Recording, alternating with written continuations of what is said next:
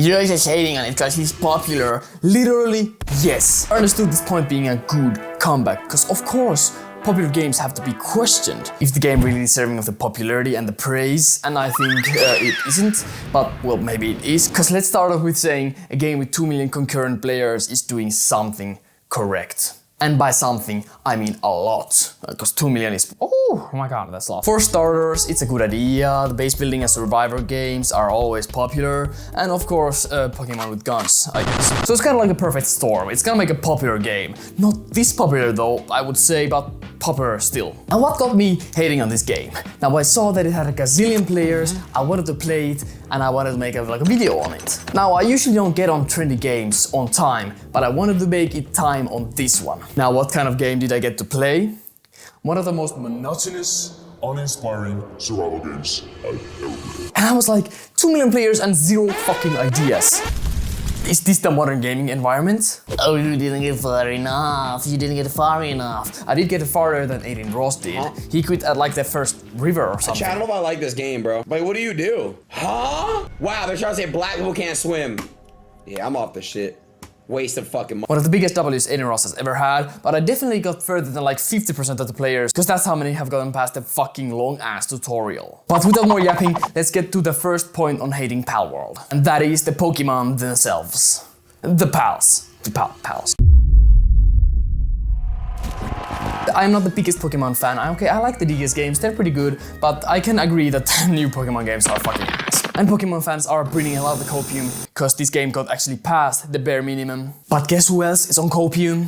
Fucking Palworld fans who defend these designs. Like, do you think this is not a straight up copy of Eevee? Like, that's Eevee. And that's Lucario, but I think I can see the differences well enough, so let it go. But this is a straight up copy, just change the colors and nobody would know.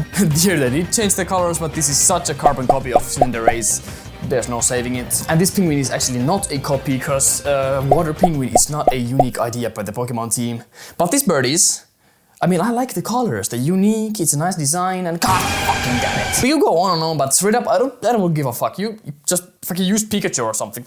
Just use them and ask Nintendo very nicely, can I use Pokemon? Can I use the real Pokemon? And maybe you get sued, maybe you get killed by the Nintendo ninjas, who knows? But it doesn't stop at the singular designs, it's the art style that is completely just Pokemon. Like, you could have gone for Digimon and that would have fit better. But everything just gotta be fucking Pokemon. And I mean everything, like the Pal Spheres. Like, you just wanted to make them Pal Balls. But that was too close to Pokeballs, and Pal Spheres does sound a lot better, but they got lucky, they just got lucky with that one. And having like a purple dragon type is straight up copying Pokemon. Like, why not name them Ancient Pals or like Alpha Beast Pals? But there are positives, they're well animated, and they look like Pokemon, so they're fun to look at. But at some point, as a Palworld fan, you just gotta stop defending the designs and go to defend something else, like the presentation. And yeah, I mean, the presentation is a lot better than the Pokemon games, but aside from the pals, it doesn't have a lot to do with Pokemon, so we're not gonna talk about it anymore, okay? Well, maybe. What are the graphics like? I mean, good. They're good. Although they remind me of like 2014 graphics tests on Unreal Engine where Mario just runs around a field or something, but they're good. The world is pretty enough, and I think the pals fit into it pretty well. Although I think that it's using old assets from old games, cause the Syndicate goes around with guns and techwear, and still they live in a fucking Bokoblin camps. What about barbed wire, like true cement, to make them contrast with the beautiful nature? Now they just feel like a part of it. Although, I guess you can catch them, so they're kind of like pals anyway, so. It just makes the Syndicate feel like nothing. It's like, just put there to be there. And one common thing I found with the presentation is unoriginality. Like, the sound effects are Breath of the Wild, the building is generic, and everything just feels like nothing. Nothing really makes me feel anything, except this awe of finding this big world ready to be explored. That's something Pokemon games are really missing. But we weren't talking about Pokemon games anymore, and every other game has done that before. And in Palworld, it's once again ruined by the fucking intro being exactly like Breath of the Wild. You walk out of a cave, you see, oh my god, look at the world of a cliff, and then you go right down a hill to a guy on a campfire. Are you fucking Like, am I tweaking actually? What is happening? Well, actually, it's just inspiration. Inspiration? That's an insult to every single person who has ever taken inspiration from anything. Taking inspiration is creating a game with a masterful atmosphere, a big world where new areas open up as you unlock new abilities, and using the rewarding nature of exploration to its absolute limit like the developers before you. But still, putting your beautifully crafted art style on it, great world building, a different type of combat, and hundreds of refreshing ideas. Or maybe taking inspiration is playing 3D platformers and after their prime create an absolutely creative and wacky adventure that shows influence from games that predate it, but owes not a single sense of identity to them. Or maybe, just maybe, it's creating a game called Underneath Sea, where you go underneath the sea and there's a phantom leviathan. Ooh, but there's Pokemon. I'm SpongeBob. But I want you to know what I mean when I say that Palworld is good ideas delivered in a poo-poo caca pee-pee game package. And that package just makes the lowest common denominator, rub down nipples and come. Okay, I don't wanna sound so mean, but I'm genuinely angry at how nothing I feel when I play this game. I genuinely have to take breaks. I'm like, oh my god. Oh my fuck, what the fuck? Like, I used to play Valheim a lot, and I'm always like, is this game really that great? Are we just having fun because it's multiplayer? And then I played Palworld and my eyes fucking opened. The decisions, the art direction, the atmosphere, the exploration, base building feels so interconnected with the world, it alone makes you invested and immersed. Every obstacle must be carefully approached with planning. Vikings is just a gorgeous aesthetic to go for a multiplayer game and creates great limitations in combat. Just a mastercraft, and we were all blindsided of it because of the hype. Now I'm fucking angry. I have to go back to talking about Palworld with its fucking Fortnite Breath of the Wild glider. Like, why did you even bring that to the game? Why just have the Pokemon be the glider? Can't find the Pokemon? Well, too bad. Skill issue. Ooh. Now you might be asking, why am I talking about Breath of the Wild so fucking much? And that is because I'm riding Breath of the Wild's meat right now. I love that game, it's fucking perfect and I can't blame a game for copying it. But it's also because this game is built on the back of a Breath of the Wild clone. And that brings us to talking about the company. The developer's indie. Yay! The developer made Among Us AI Art Imposter, Try to Spot the AI Faker, Simulator, Among Us Ass Walk, fuck. Pocket Pair is a pee-pee poo-poo caca company. They don't make original games, the end. Pocket Pair is a poo-poo caca pee-pee company that makes games purely for money. But don't tell anybody, but so does every other company. But some companies make beautiful masterpieces of art apparently at the same time as they reckon a gazillion dollars. But not Pocket Pair, no! They're gonna be inspired by other games like Hollow Knight with their fucking... I forgot the name, but it has this fucking witch on it. Never Dream. Fuck! Evergrave, yeah. Are you fucking kidding? That's exactly like Hollow Knight. But it's gonna have multiplayer and base building, so neighborhood soy boy is gonna be sleeping with a body pillow of that character, like in a week. But that's enough about the company. The assassination unit is coming for my... yeah? Oh, they're fighting Nintendo's DMCA ninjas. Oh, I think I'm safe. Okay, I'm safe, but let's still move on. Lastly, all this doesn't really matter to the common gamer. How is the gameplay? Well, it's good.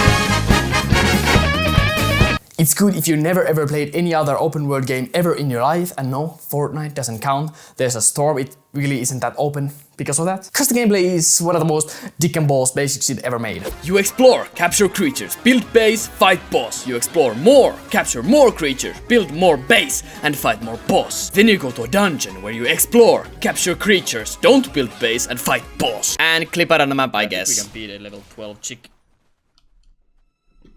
Hello? Hello? Hello? Simple doesn't mean bad, so let's see how the gameplay loop's components feel alone.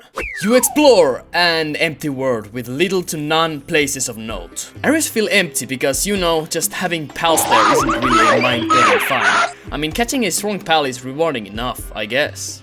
But still, it's a very empty open world and nothing sticks to your mind. But I won't take this as a really that bad of a point, cause making an open world with actually impressive and memorable design takes a shit load of time. So I think the decision to make the Pokemon just do the talking is a good thing. Capture creatures. Here is where I think the strong suit of this game stands, and I think it stands with the genre of creature collecting and hunting games in general. It's catching a rare pal or a big pal or a monumental pal. I mean, it's pretty self-explanatory, but this is really what the game is about, and it's okay. I mean, it gets the player invested, I guess. This is essentially where this game as a survival game makes itself unique. Not uncreatively corrupt, of course. Cause even if I were to make a video where I smash my nuts covered in mayonnaise and it were to make 1 million views in Pornhub, something never done before, that wouldn't make it a creatively great video. Build bases. The base building, as I've said, is pretty basic, although it has elements I really like. All in all, it just falls short in comparison to building in the beautiful world of Valheim, infinite creativity in Minecraft, or the thought-provoking climate, depth and biome options you have in games like Subnautica. The fun thing in the base building is the pal slavery, but that really just becomes a substitute for an automation system. That really takes all the fun out of building your own automation system. Of course, at the start it's fun catching everything to make your base work, but it loses its charm really fast. Then fighting! And this part I really like. It's simple, not the greatest, but I honestly like how it feels. I'm usually just feeling myself in the fights, I don't know what the fuck my pal is doing, but it's fun still. I do hope they add more stuff to do with pals that are unrideable, to make them feel like actual Pokemon battles. Cause in the first boss fight, it definitely felt like this big bitch was just coming after me and my Pokemon was just trying to stay in the fight. It doesn't reinvent the wheel and it really doesn't do that much different in general, even though it has hell of a lot of potential to do so. But it's better than some janky system, I guess. Now in all of my roasting, what I really think of the whole game. Well, 5 out of 10, I guess. Once again, I am not against this game's success. I just think it's fucking ass at the moment. Cause early access is just an excuse. Ha! Excuse! I mean, the game is at its peak, and the developer has not gotten any of their other games out of early access ever. So, yeah.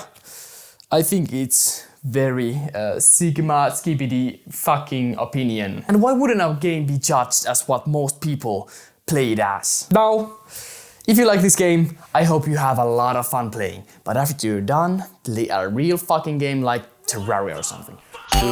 Subscribe to watch better videos than this one.